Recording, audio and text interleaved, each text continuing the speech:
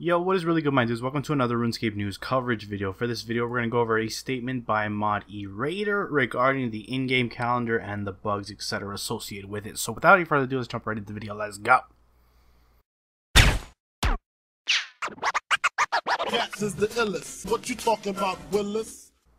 Alright guys, so this is a post on Reddit and I'll have it linked down below if you want to check it out for yourself and read it in its entirety. But basically he just wanted to update us, this mod Erator that is, on Monday's release of the in-game calendar. Those of you, I'm sure you've noticed, many of you probably already experienced one of the many various bugs that it has, be it, for example, opening the calendar doesn't take you to the current day, or some of the events might be labeled on the wrong days, or simply the fact that you can go back in time but you can't go forward. There are several different others than that, but I'm sure you've experienced one or the other at this point. It is pretty buggy, and this is mod Erator's address for it. So he says, it seems people are getting their two interfaces out of sync. It's causing the functionality problems that we've seen that I've just discussed, and they've actually identified what the issue is that's causing those certain things, and that is the time zones. And it only occurs during certain times of the day, making the issue even harder to reproduce and more difficult to fix.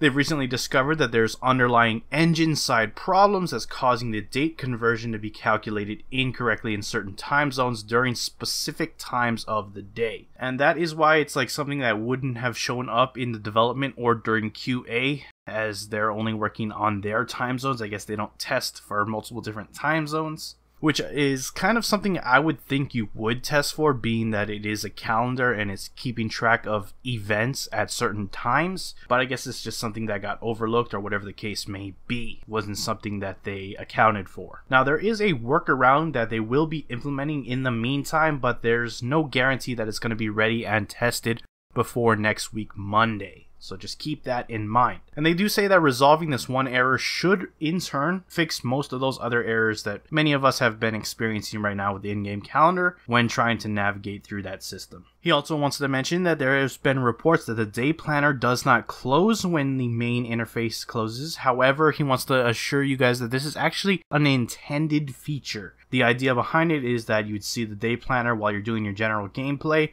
to stay informed of what's coming up and when.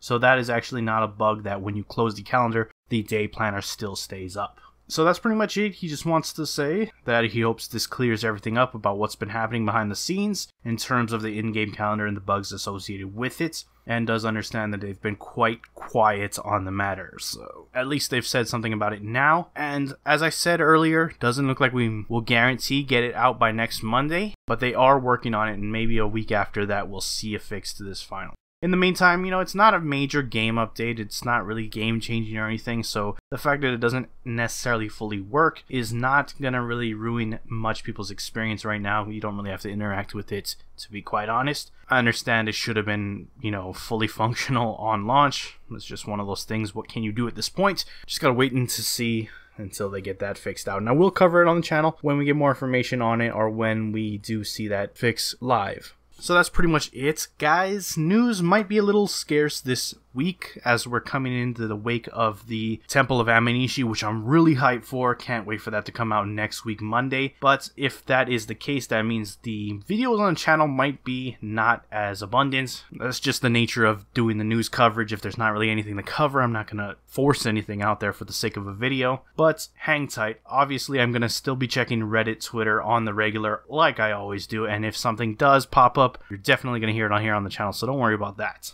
Now that I've gotten that out of the way, in slightly other news, the other day Mod Shani did a stream showing off 2,500 Solak loot. If that's of any interest to you, then you can check it out. It's a very short stream. Unfortunately, it was just that. I say unfortunate because there was no new information in terms of the news realm with that stream, and generally the Tuesday streams are something where they show off new and upcoming content, but it was lighthearted and simple and quick. But interesting nonetheless, so go check it out if you're interested. That being said, Mod Shani is actually going to cover the Temple of Amanishi, at least the first two floors, I believe, on Friday's stream. And if he reveals any of the teasers for patch notes, etc., I'll likely cover it like I've been with the Shawnee coverage on Fridays as well. So stay tuned for that, either on the channel or stay tuned for Mod Shawnee's stream on Twitch on Friday. If you're interested in the Temple of Amanishi, which is an amazing update, can't wait for it. And with that, I'm going to close out the video. If you have enjoyed it, hit that like button. If you're not subscribed yet and you want to stay up to date on all things RuneScape related, then hit that subscribe button. Anyways, I appreciate you watching. I am out.